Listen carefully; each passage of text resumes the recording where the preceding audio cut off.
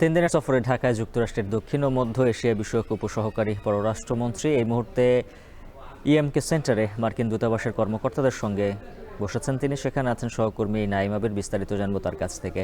আবির, জানাবেন এই বৈঠকের পর উপসহকারী পররাষ্ট্রমন্ত্রী নিকোল চুলিকের সফরসূচিতে আর কি রয়েছে?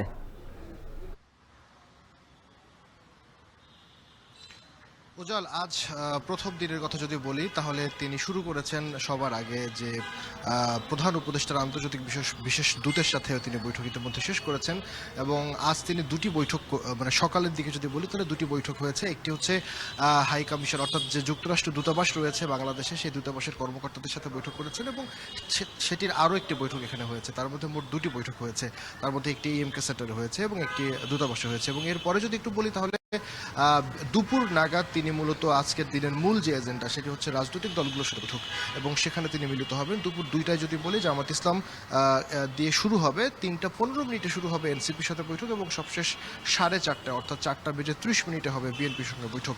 মোটা দাগে এই হচ্ছে আজকের তার কর্মসূচি এবং আগামীকাল নিশ্চয়ই জানেন যে মূলত প্রধান উপদেষ্টা, পররাষ্ট্র উপদেষ্টা এবং একই সঙ্গে প্রধান উপদেষ্টার যে রোহিঙ্গা বিষয়ক হাই রিপ্রেজেন্টেটিভ খলিলুর রহমানের সাথে বৈঠক হবে। এবার একটু জানিয়ে রাখি যে এই যে সফর, ট্রাম্প সরকারের যে নতুন সরকার আমেরিকায় গঠিত হয়েছে তার প্রথম জ্যেষ্ঠ কোনো দলের এটি সফর। দুজন উপসহকারী পররাষ্ট্রমন্ত্রী বাংলাদেশে, একজন ইতিমধ্যে চলে এসেছেন, আরেকজন আজ রাতে আসবেন এবং রাতে এন্ড্রু হেরাপের সঙ্গে কিন্তু আসবেন মিয়ানমারের যে ভারপ্রাপ্ত রাষ্ট্রদূত তিনি। সুতরাং একেবারে আন্দাজ করা যায় যে এখানে মিয়ানমার ইস্যু এবং রোহিঙ্গা ইস্যু বড় রকমের ভূমিকা পালন করবে, গুরুত্ব রাখবে, যেহেতু খলিলুর রহমান অর্থাৎ রোহিঙ্গা বিষয়ক যে উচ্চ প্রতিনিধি খলিলুর রহমানের সাথে তার বৈঠকটি রয়েছে। এছাড়াও যদি একটু বলি আলোচনার মধ্যে কি কি স্থান পাবে, রোহিঙ্গার কথা তো বললামই, যেহেতু 37% শুল্ক নিয়ে বাংলাদেশ এবং যুক্তরাষ্ট্রের মধ্যে একটা ব্যাপার রয়েছে, যদিও এটি 3 মাসের জন্য স্থগিত করা হয়েছে, সেই ব্যাপারে নিশ্চয়ই আলোচনায় উঠে আসবে যে এই শুল্কর ব্যাপারে আসলে বাংলাদেশ এবং